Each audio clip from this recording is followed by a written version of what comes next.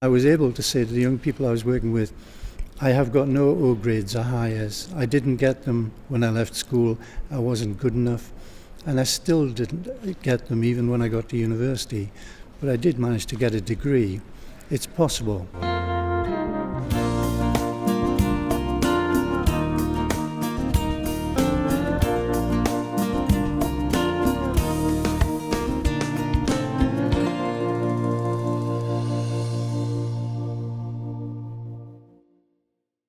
Ted is a very highly respected lecturer at Jordan Hill. Before that, I knew Ted when he was a training officer in Webshire Council Youth and Community Department as well. He's also been very inspirational in everything he's done, both as a lecturer and as a line manager too. He was a great motivator of people. During the 1960s and 70s, with such an expansion of comprehensive education and working class people going to university colleges, Ted is an example of raising expectations amongst working class people and realising they can compete for places and indeed, like Ted, become such an important part of the educational world. I have worked in a number of different settings. Strathclyde region as Assistant Director of Education, Renfrew County as Assistant Principal Youth and Community Officer. I worked in Jordan Hill as a lecturer for a number of years before it became Strathclyde University. And previous to that, I was a field worker as a youth worker with the YMCA in Huddersfield and in Brighton during the Mods and Rockers period in 1965. And I was an adult educator as well. And many people like myself were inspired by Ted. He gave us great confidence to move forward, and pursue a career as a full-time youth worker. I was more than delighted when I was approached and asked would I like to establish this group and head it up. And so we're great, it's now taken off, and tonight is launching our first Ted Milburn, one of what we hope will be many Ted Milburn lectures, not always given by Ted himself, but we are grateful to him for giving the first one, for delivering the first one. We hope to have one a year, various venues. The focus in this particular one tonight is youth work, but perhaps in future it will be community work or adult education or some other focus.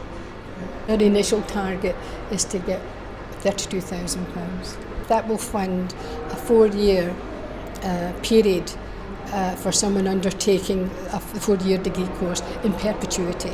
So we're aiming, that's the minimum we're aiming for, is at least one scholarship. We hope to have more than that, considerably more than that.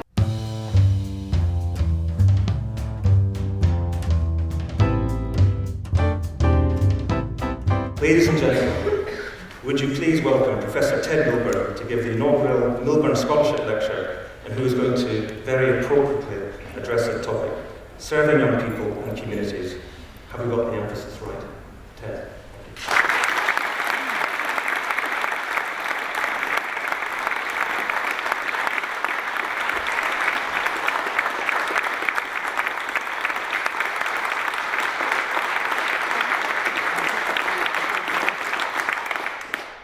Good evening, everyone. It's lovely to see you here. But I'm no less nervous than I usually am when I speak in a public situation, but I shall try my best to keep perpendicular until the end of this little lecture. I wrote these words, and you have to remember, it's called Community Action Man, this song. I'm a super non-directive, totally effective community action man. That's the first verse. I'm going down a bit. You'll understand why. The truss is hurting. I chose the word serve deliberately in this title. Serving young people and communities, because I have a strong feeling that that's what we're about. We're about going for where people are, on their terms, and acting alongside them as a cooperator, a collaborator, but a person who is there to work on their behalf, for their sake. What has tended to happen since 1970, because of government policy and lack of funding, in my opinion, is the diminution of resources of leadership, of buildings, and the focus on the needs of young people. If you remember, when I first came to Scotland in 73, we were a youth and community service, and the buildings which had been youth work buildings were now being opened to bring community in.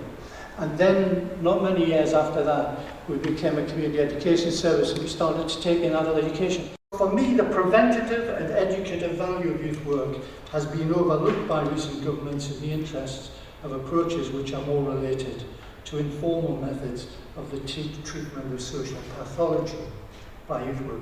If all our work is driven in the area of where there is major difficulty in people's lives, and don't misunderstand me, I'm not saying we shouldn't be doing it. I do think we should be doing it, but we should hold on to the fact that the business of the universal nature of young people meeting together in these informal contexts are worthwhile.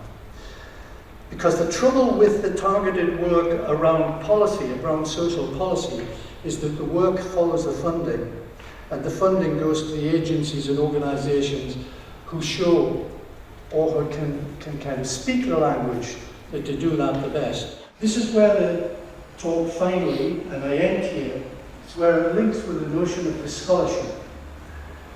We need people in there who are resilient, who are committed to local people, and who can't stop themselves going into the work. There's more to be done. Let's get on with it together. Thank you.